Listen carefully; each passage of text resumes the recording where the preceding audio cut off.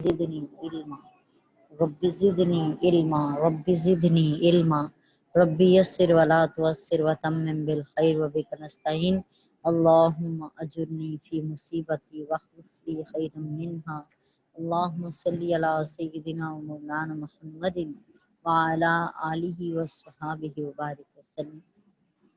جامعہ دختران اسلام کے ترجمہ القرآن کورس میں آپ سب کو خوش آمدید ہے۔ اللہ پاک آپ کا اور ہمارا آنا جانا مل بیٹھنا پڑھنا پڑھانا سننا سنانا اپنی بارگاہ میں قبول و منظور فرمائے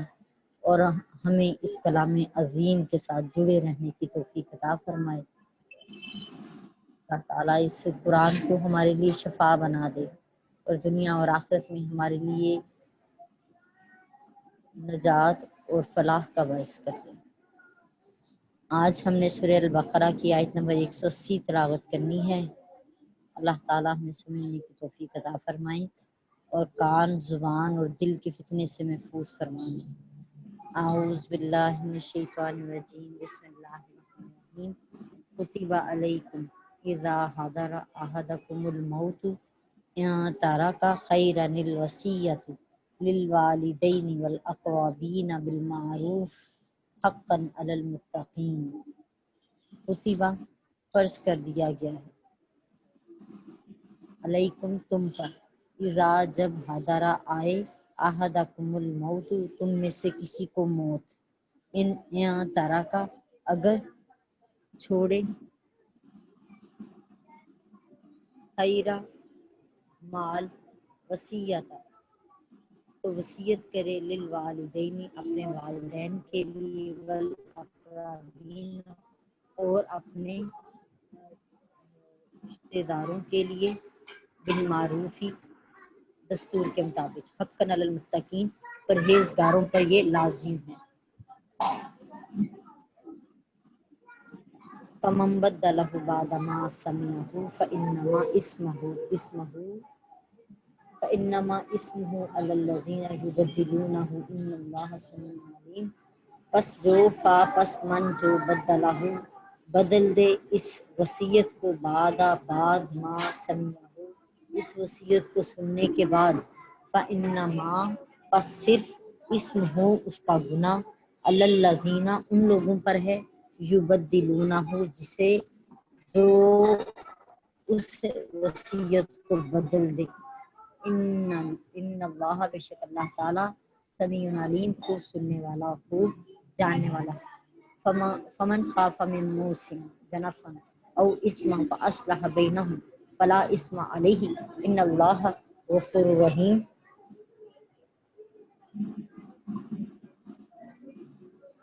پس من جو خافا خوف کرے،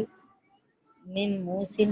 وصیت کرنے والے سے، جنفن کسی کی طرفداری کا، او اسمن یا کسی گناہ کا، فاصلح پس صلح کرا دے، بینہم آپس میں، فلا اثم علیہ پس اس میں کوئی گناہ نہیں، ان اللہ غفور رحیم بے شک اللہ تعالیٰ بڑا بخشنے والا اور رحم کرنے والا ہے۔ اعوذ باللہ من الشیطان الرجیم، بسم اللہ الرحمن الرحیم۔ آیت نمبر 180 کی طرف آتے ہیں کہ تم پر فرض کیا جاتا ہے کہ جب تم میں سے کسی کو موت کا وقت آ جائے تو اگر وہ کچھ مال چھوڑ جانے والا ہو تو ماں باپ اور رشتہ داروں کے لیے دستور کے مطابق وصیت کر جائے۔ اللہ سے ڈرنے والوں پر یہ ایک حق لازم ہے۔ پچھلی آیتوں میں ہم نے قتل اور قصاص کا ذکر پڑھا تھا، اور کیونکہ موت کا تعلق تھا، موت کا ذکر ہو رہا تھا، لہٰذا موت سے ہی متعلقہ وصیت کا تذکرہ اب یہاں پہ کیا جا رہا ہے۔ یہی ربط ہے ان آیات کا پچھلی آیات کے ساتھ۔ اس لیے اللہ تعالیٰ نے اس آیت میں وصیت کے متعلق ہدایت دی کہ جب کوئی شخص مرض الموت میں مبتلا ہو یا کسی اور وجہ سے اس پر موت کی علامات ظاہر ہوں اور اس کے پاس مال ہو تو اس پر فرض کیا گیا کہ وہ اپنے والدین اور رشتہ داروں کے لیے وصیت کرے، اور وصیت کرنے والے کی موت کے بعد اس کی وصیت کو تبدیل کرنا سخت گناہ ہے۔ اگر مرنے والے نے دستور کے مطابق وصیت کی تھی اور بعد میں کسی نے اس کو تبدیل کر دیا تو وصیت کرنے والے سے آخرت میں باز پرس نہیں ہوگی، اس کا گناہ صرف وصیت تبدیل کرنے والے پر ہوگا۔ اگر کسی شخص کو قرآن سے یا وصیت کرنے والے کے کسی بیان سے یہ معلوم ہو جائے کہ وہ کسی وارث کو محروم کرنا چاہتا ہے، جیسے کہ ہم نے اگلی آیت میں پڑھا ہے کہ جو اس کو ایک تو بدلنے کا حوالے سے اور اس کے بعد ہم نے آیت پڑھی ہے طرفداری کے حوالے سے، اگر کسی وارث کو محروم کرنا چاہے یا کسی وارث کو دستور سے زیادہ دینا چاہے تو اس کو چاہیے کہ وہ اصلاح کی کوشش کرے اور وصیت کرنے والے کو عدل و انصاف کی تلقین کرے، اس طرح کی یعنی صحیح درست راستہ اس کو دکھائے۔ وصیت کا معنی نوٹ کر لیجئے، اتصال۔ وصیت کا معنی ہے اتصال، اور وصیت کو اس لیے وصیت کہتے ہیں کہ یہ میت کے معاملات کے ساتھ متصل ہوتی ہے۔ علامہ راغب اصفہانی فرماتے ہیں دوسروں کے عمل کرنے کے لیے پیشگی کوئی بات بطور تاکید کہنا وصیت ہے۔ وصیت کی اقسام جو ہیں علامہ شامی نے 4 اقسام بیان کی ہیں، ایک ہے واجب، دوسری ہے مستحب، تیسری ہے مباح اور چوتھی ہے مکروہ۔ اچھا جی، پہلی جو ہے واجب ہے، وہ کون سی وصیت ہے؟ انسان اللہ تعالیٰ کی جن حقوق کو ادا نہیں کر سکا ان کی وصیت کرنا اس پہ واجب ہے، مثلا جن سالوں کی زکوٰۃ ادا نہیں کی یا حج کی استطاعت رکھتا تھا، مال تھا، دولت تھی لیکن حج نہیں کیا، اس سے متعلقہ وصیت کرے۔ نمازیں جو چھوٹ چکی ہیں، روزے چھوڑ دیے ہیں، جن کی قضا نہیں کی، روزوں کے فدیے کے بارے میں وصیت کرے، یا کوئی مالی کفارہ ادا کرنا تھا نہیں کیا، کوئی منت مانی ہوئی تھی اور اس یعنی قسم اٹھائی ہوئی تھی، منت مانی ہوئی تھی، وہ منت پوری نہیں کی گئی، اس کی وصیت کرے۔ اسی طرح انسان بندوں کے جن حقوق کو ادا نہیں کر سکا ان سے متعلقہ وصیت بھی کرنا واجب ہے، مثلا کسی کا قرض دینا تھا جس کا کسی کو پتہ نہیں تھا، لیکن اس کو وصیت کرے کہ میں نے فلاں کا قرض دینا ہے، یہ میری چھوڑے ہوئے مال میں سے سب سے پہلے وہ قرض ادا کیا جائے۔ کسی کی امانت لٹانی ہو اس کے بارے میں بتا دے، کسی کی کوئی چیز غصب کر لی تھی اس کو واپس کرنا ہے، اس قسم کی وصیت کرنا واجب ہے۔ مستحب وصیت کون سی ہے جی؟ دینی مدارس، مساجد، علماء، دینی طلبہ، غریب قرابت دار اور دیگر امور خیر کے لیے وصیت کرنا مستحب ہے، یعنی دین کی نظر میں یہ پسندیدہ عمل ہے کہ اپنے مال میں سے کچھ نہ کچھ صدقہ خیرات کر دیا جائے۔ نمبر 3 ہے جی مباح۔ ایسے رشتہ دار جو کہ امیر ہیں اور یا کوئی ان کا ساتھی ہیں، کوئی دوست احباب ہیں جنہوں نے ان کے ساتھ اچھا معاملہ کیا ہے، یہ ان پر کچھ خرچ کرنا چاہتے ہیں اپنے مال کا حصہ، تو ان کے لیے وصیت کرنا مباح ہے، یعنی دین نے اس کی ممانعت نہیں کی لیکن ایک حد کھینچی ہے کہ وہ حد کیا ہے، وہ اس کی ہم تفصیل آپ کو آگے بتاتے ہیں۔ چوتھی ایک قسم ہے جی مکروہ۔ مکروہ یعنی کسی بھی فاسق اور فاجر، یعنی کوئی گنہگار ہے، بدکار ہے، اس کے لیے وصیت کرنا مکروہ قرار دی گئی ہے۔ مصنف کی تحقیق تو یہ ہے کہ جن حقوق کا ادا کرنا فرض ہے اس کے لیے وصیت بھی فرض ہوگی، جیسے زکوٰۃ ہے، اور جن حقوق کا ادا کرنا واجب ہے اس کے بارے میں وصیت کرنا واجب ہوگی، جیسے روزے کا کفارہ، کیونکہ اس کا ثبوت حدیث سے ہے۔ اسی طرح غریب لیکن غریب ہو رشتہ دار لیکن فاسق اور فاجر ہے تو اس کے لیے وصیت کرنا مکروہ تنزیہی ہے، مکروہ ہے اور ناپسندیدہ عمل ہے۔ کسی امیر فاسق فاجر کے لیے وصیت کرنا مکروہ تحریمی ہے، یعنی گناہ کے درجے میں ہے، کیونکہ اگر وہ غریب ہے تو ہو سکتا ہے وہ اس مال کو اپنی کفایت پر خرچ کرے، اگر امیر ہے تو ممکن ہے کہ وہ مزید گناہوں میں اور بڑھ چڑھ جائے،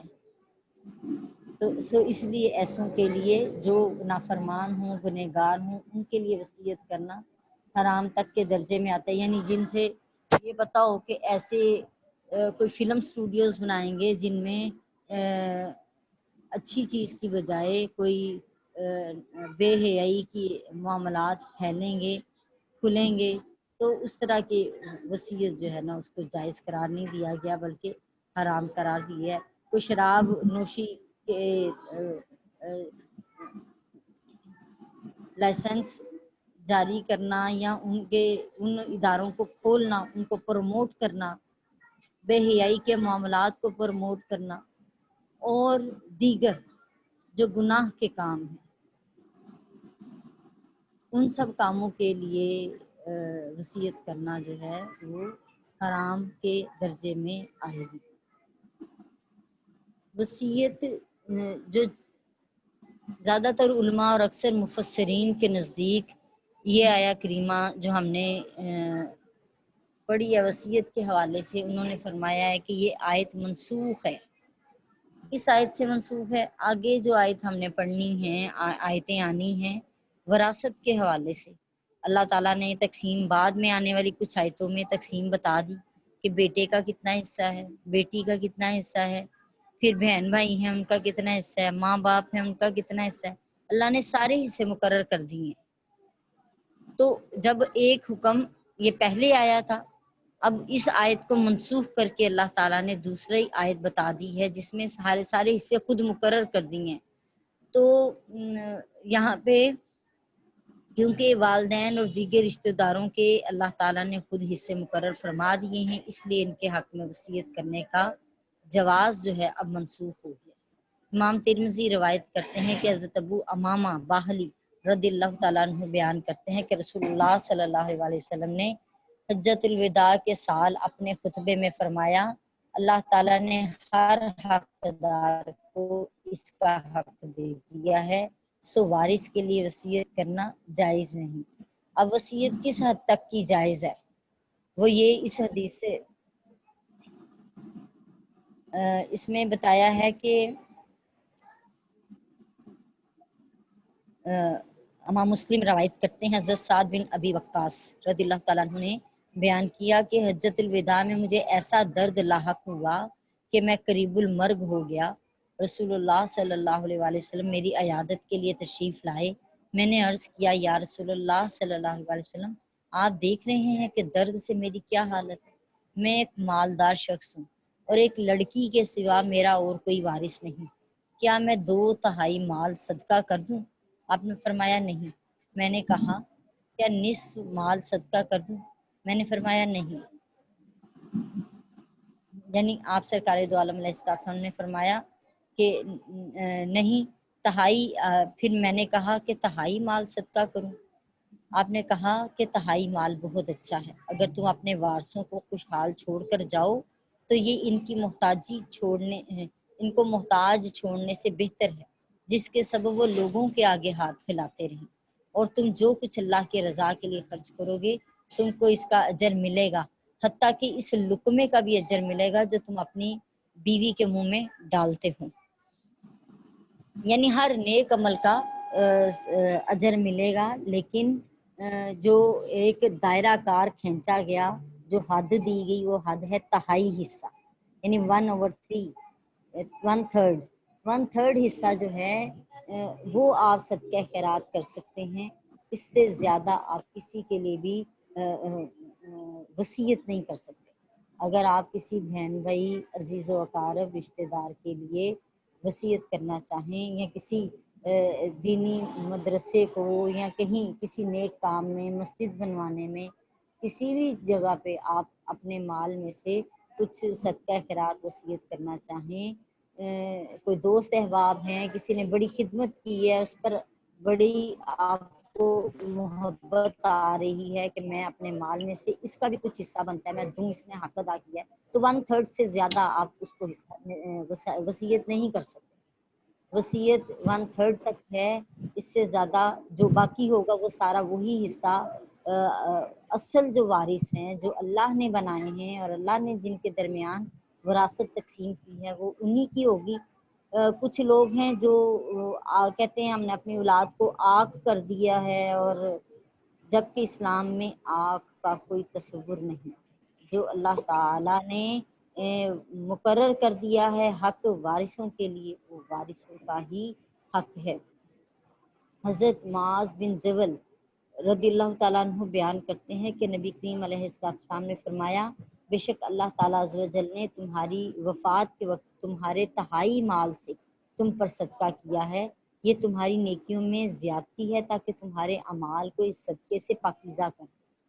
ٹھیک ہے جی، اگر تمام وارث تہائی مال سے زیادہ کی وصیت کرنے کی اجازت دیں تو یہ جائز ہے۔ اگر یعنی وارث اصل وارث جو ہیں یعنی بیٹا بیٹی اور جو آپ کے جو ماں باپ ہیں یہ سب سے پہلے وارث ہیں، اور اس کے ساتھ اب بیوی ہے، اس کے ساتھ اگر کلالہ ہے شخص تو پھر بہن بھائی بھی ہیں۔ یعنی اگر کلالہ کہتے ہیں جس کے ماں باپ نہیں ہیں اور اولاد بھی نہیں ہے، ایسے شخص کی فوتگی ہوئی ہے اور اس کے پاس مال ہے تو وہ بہن بھائیوں میں اور بیوی میں تقسیم ہوگا۔ سو ایسے مال کی اگر جو وارث ہیں وہ خود کہتے ہیں کہ نہیں ہم اپنے مال میں سے زیادہ کی کرنا چاہ رہے ہیں، صدقہ کرنا چاہ رہے ہیں، ہم اپنے حصے کو چھوڑتے ہیں، حقدار اگر خود اپنا حصہ چھوڑ دے تو اس مال کو صدقہ کیا جا سکتا ہے، پھر اس وصیت کو بڑھایا جا سکتا ہے ان کی اگر مرضی، ورنہ اللہ تعالیٰ کسی حقدار کا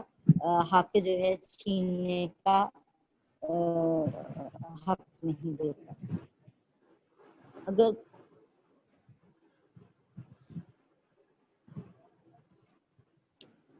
جی آگے ہے جی کہ اگر کوئی شخص کسی وارث کو محروم کر دے یا کسی شخص کے لیے اس قدر زیادہ وصیت کر دے جس سے دوسرے حقداروں کے حصوں میں کمی ہو تو وہ شخص گنہگار ہوگا جس نے وصیت کی ہو۔ امام ابو داؤد روایت کرتے ہیں کہ حضرت ابو ہریرہ رضی اللہ تعالیٰ عنہ بیان فرماتے ہیں رسول اللہ صلی اللہ علیہ وسلم نے فرمایا ایک مرد اور عورت 60 سال تک اللہ کی عبادت کرتے رہتے ہیں، پھر ان کو موت آ جاتی ہے اور وہ وصیت میں کسی کو نقصان پہنچاتے ہیں تو ان کے لیے دوزخ واجب ہو جائے۔ زندگی میں عبادت کرتے رہے اور جب موت کا وقت آیا تو پھر عدل اور انصاف کے ساتھ حقدار کو حق نہیں پہنچایا، سو کہا کہ اس کے لیے نقصان ہے، اس نے دوزخ اپنے لیے قائم کر لی ہے۔ اللہ اپنی پناہ میں رکھے اور آخری وقت تک بھی جو ہے ہم اللہ کے احکامات پر ہی قائم و دائم رہیں۔ زندگی میں صحت کے وقت صدقہ کرنے میں موت کے وقت صدقہ کرنے کی نسبت جو ہے زیادہ فضیلت ہے۔ حضرت ابو ہریرہ رضی اللہ تعالیٰ عنہ بیان کرتے ہیں، امام ابو داؤد کی حدیث پاک ہے کہ ایک شخص نے نبی کریم علیہ السلام سے پوچھا یا رسول اللہ صلی اللہ علیہ وآلہ وسلم کون سے صدقے میں زیادہ فضیلت ہے؟ آپ نے فرمایا تم اس وقت صدقہ کرو جب تم صحت مند ہو، مال پر حریص ہو یعنی مال کا لالچ بھی ہے، زندگی کی امید ہو اور تندرستی کا خوف بھی ہو، اور صدقے میں تاخیر نہ کرتے رہو حتیٰ کہ جب موت حلقوم تک پہنچ جائے یعنی گلے میں آ پہنچے روح جو ہے تو کہو یہ فلاں چیز فلاں کے لیے ہے اور یہ فلاں چیز فلاں کے لیے، یہ تو اب تم کہو یا نہ کہو وہ فلاں کے لیے ہو ہی جانی ہے، یعنی اب تم کہو یا نہ کہو وہ مال تو بٹنا ہی ہے، چاہے تم تقسیم کرو یا نہ کرو، وہ اب جس کا جو دھڑلہ چلنا ہے وہ چل ہی جانا ہے۔ لیکن یہ سب صدقہ خیرات ہے کیونکہ وراثت تو اللہ نے تقسیم کر دی ہے، اس میں سے کوئی چینج نہیں کر سکتا جب تک کہ وارث خود اپنا حق نہ کسی کو دینا چاہے۔ تو ہم اس چیز کا انتظار نہ کریں کہ وہ موت کا وقت آئے گا قریب تو پھر ہم معافی مانگ لیں گے، توبہ کر لیں گے اللہ سے، نہ تو ایسی کوئی توبہ ہے، اور اسی طرح نہ ہی ایسے وقت کا انتظار کریں کہ وہ آخری وقت آئے گا تو ہم کہیں گے ہمارے لیے صدقہ کر دینا، ہمارے لیے وہاں سے پیسہ دے دینا، اللہ کی راہ میں نکال دینا، اور ایسے کرتے رہنا۔ اس سے لاکھ درجے بہتر یہ ہے کہ آپ پیچھے ان اولاد کے لیے وہ حکم چھوڑ کے جا رہے ہیں جن کے پاس وقت ہی نہیں ہونا، جن کو صرف مال کی تقسیم کا سے غرض ہے، سو آپ خود صدقہ کیجیے اپنی عمر میں ہی، اپنی صحت و تندرستی کی زندگی میں، کہ یہ ہمارے لیے خیر و برکت کا باعث ہے، نہ کہ ہم اس وقت کا انتظار کریں۔ حضرت ابو سعید خدری رضی اللہ تعالیٰ عنہ بیان کرتے ہیں کہ رسول اللہ صلی اللہ علیہ وآلہ وسلم نے فرمایا ایک شخص اپنی زندگی میں 1 درہم صدقہ کرے تو وہ موت کے وقت 100 درہم صدقہ کرنے سے زیادہ بہتر ہے۔ مجھے یہاں پہ واقعہ یاد آ گیا کہ ایک شخص، ایک بزرگ تھے کشف والے، وہ گزر رہے تھے قبرستان سے، تو انہوں نے ایک آواز سنی کسی قبر سے، بڑی خوبصورت آواز تھی، تلاوت کی قرآن پاک کی، تو اللہ سے اجازت مانگی کہ میں اس سے ہم کلام ہونا چاہتا ہوں۔ سو ہم کلام ہوئے اور کہا اے اہل قبر، سلام عرض کی، اور پھر کہا کہ اے اہل قبر کتنا خوبصورت قرآن پڑھ رہا ہے، کتنے قرآن پڑھ چکے جب سے وفات پائی ہے؟ اس نے کہا 500 قرآن پڑھ چکا ہوں۔ تو انہوں نے کہا سبحان اللہ۔ اہل قبر نے کہا میں آپ سے ایک بات کہوں کہ آپ نے یہ جو سبحان اللہ کہا ہے، یہ میرے 500 پڑھے قرآن سے زیادہ افضل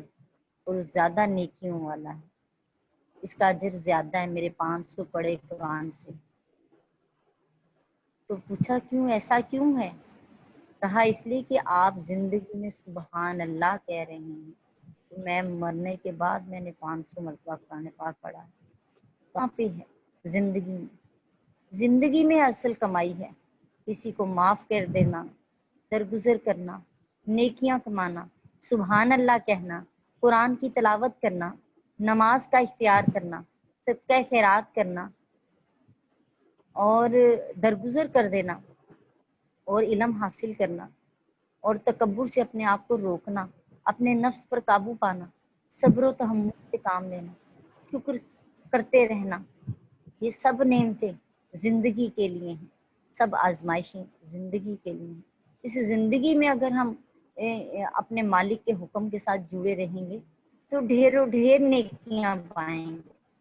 نہ کہ اس کا انتظار کریں کہ مرنے کے بعد دیکھیں گے ہمارے پچھلے ہمیں بخشواتے رہیں۔ اس کا انتظار نہ کیجیے۔ یقین کیجیے کہ آج کسی کے پاس وقت نہیں ہے، فون کر کے مدرسے میں فون آتا ہے کہ کسی کے کوئی قرآن پڑھا ہے تو دے دیں، ہم نے اپنے فلاں کو بخشنا، کہ اپنے پیاروں کو پڑھنے کے لیے بھی قرآن پڑھنے کا ٹائم نہیں کہ ہم ان کو بخش سکیں۔ اللہ پاک ہمیں سمجھنے کی اور عمل کی توفیق عطا فرما دے کہ ہم خود نیکی کمائیں اپنے لیے، اور پیچھے اگر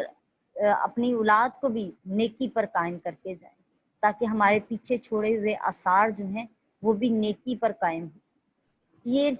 نہ کریں کہ چھوڑ دیں ان کو ان کے حال پہ کہ ٹھیک ہے جب وقت آئے گا یہ بھی نیک ہو جائیں گے۔ آپ سے اس کی پوچھ ہونی ہے، ہر نعمت کا سوال کیا جانا ہے، اور اولاد سے بڑھ کر کوئی نعمت نہیں ہے۔ سو ان کو بھی اللہ کی ذات سے جوڑیے اور خود بھی اللہ کی ذات سے جڑ جائیے۔ اللہ الحمدللہ کہ اللہ نے ہمیں ایسے سلسلے سے جوڑا ہے کہ ہم قرآن کو حرف بہ حرف سمجھ رہے ہیں،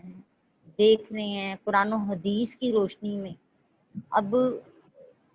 یہ تقاضا یہ کرتا ہے، یہ درس، یہ ترجمہ، کہ ہم اپنی ذات میں سے ان کانٹوں کو نکالتے چلے جائیں اور اپنے آپ کو سنوارتے چلے جائیں، دوسروں کو نہ سنواریں۔ خدارا ہم سب اس لیے قرآن پڑھیں کہ ہم اپنی اصلاح کریں، اس کے بعد جب ہم سنور جائیں گے تو پھر ہم ضرور بساط بھر کوشش کریں کہ اس حکم کو آگے پہنچا دیں۔ لیکن پہنچا دینا کافی ہے، عمل نہیں کروا سکتے، عمل ہر ایک کا اپنا اپنا ہے۔ اللہ تعالی ہمیں سمجھنے کی اور عمل کی توفیق عطا فرمائے۔ وما علینا الا البلاغ المبین۔ صدق اللہ العظیم۔ سب کو السلام علیکم ورحمۃ اللہ وبرکاتہ۔